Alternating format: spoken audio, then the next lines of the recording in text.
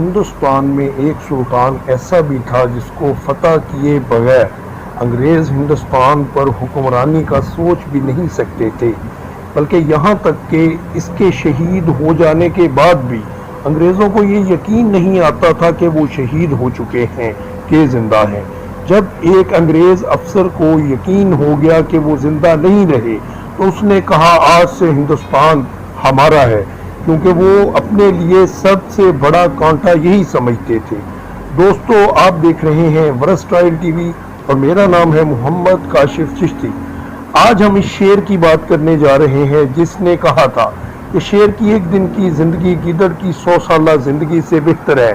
دنیا اس کو میسور کے ٹائیگر کے نام سے بھی جانتی ہے۔ دہلی سے تقریباً 2200 کلومیٹر کے فاصلے پر جنوبی ہندوستان کا ایک شہر سرنگا پٹم موجود تھا۔ یہ تقریباً 1760 کی بات ہوگی کہ ایک چھوٹا بچہ جس کی عمر بمشکل ہی 10 سال ہوگی ایک کھڑکی کی سلاخیں کاٹ رہا تھا تاکہ فرار ہو سکے۔ صرف وہ اکیلا ہی نہیں تھا بلکہ اس کا چھوٹا بھائی بھی اس کے ساتھ بیٹھا یہ منظر دیکھ رہا تھا۔ اس چھوٹے بچے کی آنکھوں میں چمک سی پیدا ہو گئی جب بڑے لڑکے نے ان سلاخوں کو کاٹ ڈالا اور ایک رسی کی مدد سے اپنے بھائی کو پیٹھ پر بٹھا کر نیچے اتر گیا۔ اس کا فرار ہونا ہی تھا کہ ہر طرف شور و غوغا پھیل گیا کہ حیدر علی کے دونوں بیٹے بھاگ گئے ہیں۔ یہ تھا ٹائیگر آف مسور فتح علی ٹیپو، جس کو دنیا ٹیپو سلطان کے نام سے جانتی ہے۔ ٹیپو کا والد حیدر علی جو کہ ایک بہادر جرنیل تھا، اپنے مخالفین کی سازشوں کی وجہ سے باغی قرار دیا جا چکا تھا، جس کی وجہ سے مجبوراً اس کو فرار ہونا پڑا اور اس کے بیٹوں کو مسور کے راجا نے قیدی بنا لیا تھا۔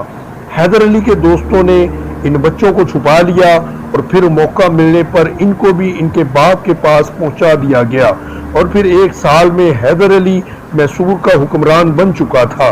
حیدر علی کی زندگی کا زیادہ تر حصہ جنگ کے میدان میں ہی گزرا۔ 1782 میں حیدر علی کی وفات کے بعد ٹیپو سلطان تخت نشین ہوا تو اس وقت بھی سلطنت مسائل سے گھری ہوئی تھی۔ ریاست میسور کا جغرافیہ بہت ہی مشکل تھا، جس کی وجہ سے اس پر حکمرانی کرنا مشکل ترین کام تھا۔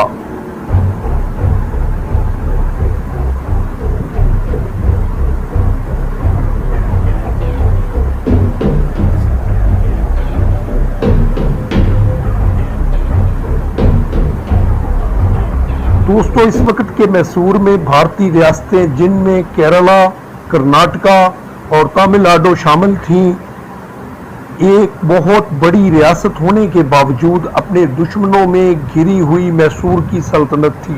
مشرقی اور جنوبی علاقوں میں ایسٹ انڈیا کمپنی موجود تھی جن کو ہم انگریز کہتے تھے۔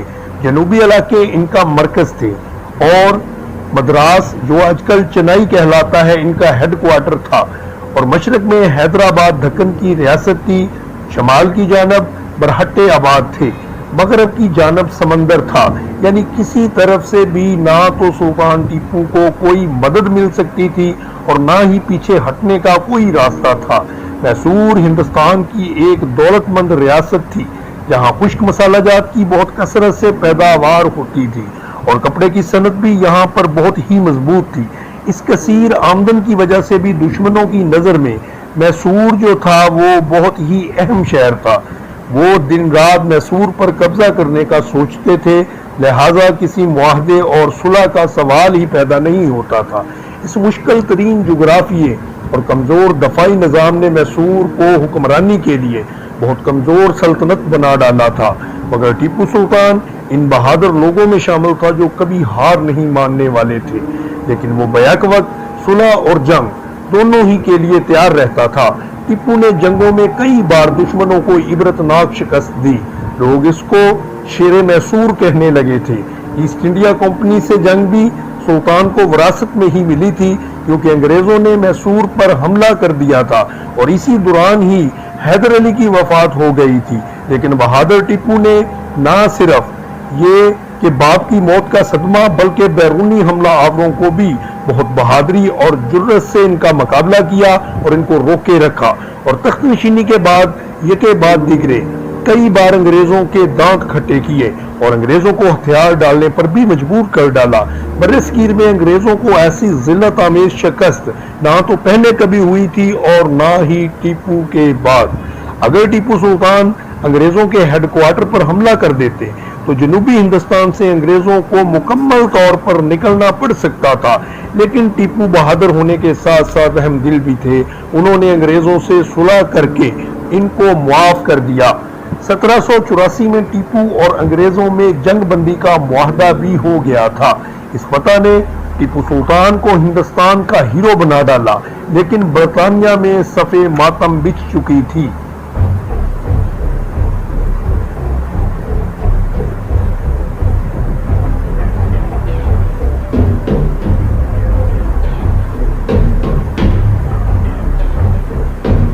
अपनी इस शिकस्त के साथ ही अंग्रेजों ने साजिशों का एक जाल बिछाना शुरू कर दिया, क्योंकि अपनी जिल्लत अमेज शिकस्त से अंग्रेज समझ चुके थे कि टीपू सुल्तान को रास्ते से हटाए बिना इनका हिंदुस्तान पर काबिज होने का ख्वाब कभी पूरा नहीं हो सकता। लिहाजा उन्होंने दरबार में साजिशें करना शुरू कर दी। टीपू ने दरबार में कुछ नए लोगों को भी रखा, जिससे पुराने दरबारी, जिनमें खास तौर पर वजीर खजाना मीर सादक और वजीर अव्वल पूर्णिया पेश थे, जलने लगे थे।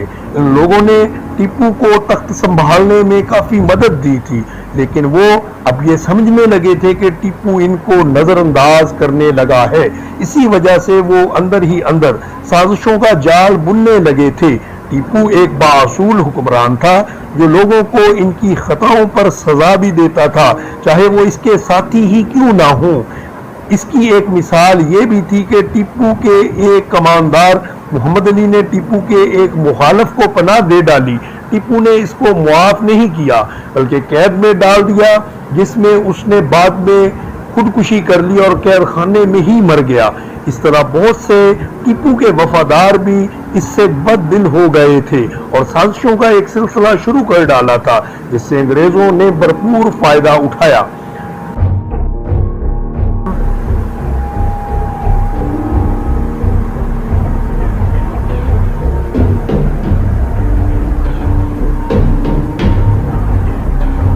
दोस्तों, अगर आप हमारे चैनल पर नए हैं तो चैनल को सब्सक्राइब करना ना भूलिए और साथ लगे बेल आइकॉन को भी दबा दें, ताकि हमारी हर नई तारीखी वीडियो आप तक पहुंचती रहे।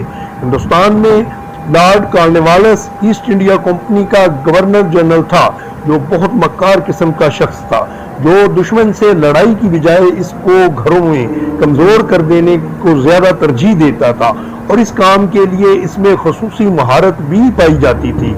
इसने अपने बहुत से जासूस टीपू की रियासत में भेजे। इनमें से एक जासूस सरंगापटम पहुंचकर टीपू के नाराज दरबारियों को अपने साथ मिलाने में कामयाब हो गया, लेकिन ये साजिश जल्द ही पकड़ी गई और इस गद्दार का सर कलम भी कर दिया गया। मगर फिर भी किस तरह ईस्ट इंडिया कंपनी ने सरंगापटम में अपनी साजिशें जारी रखी और मैसूर पर कब्जा करने में कामयाब हो गए, ये जानने के लिए हमारी अगली वीडियो टीपू सुल्तान पार्ट 2 को जरूर देखें और कमेंट बॉक्स में अपनी कीमती राय का इजहार भी जरूर कीजिए।